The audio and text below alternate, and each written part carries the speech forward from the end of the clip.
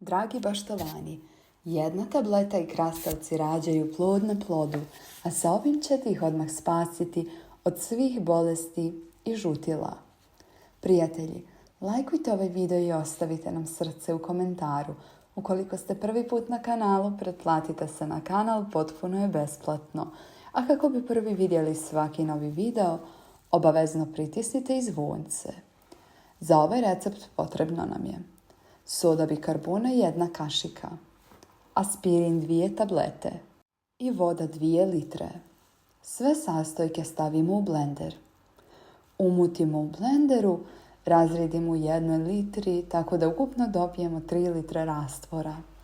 Razblažite jednu šulju u 10 litara vode i sipajte 1 litar ispod biljke i preko korijena jednom u 14 dana.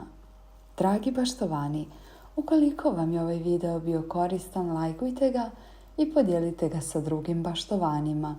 Hvala vam na tome.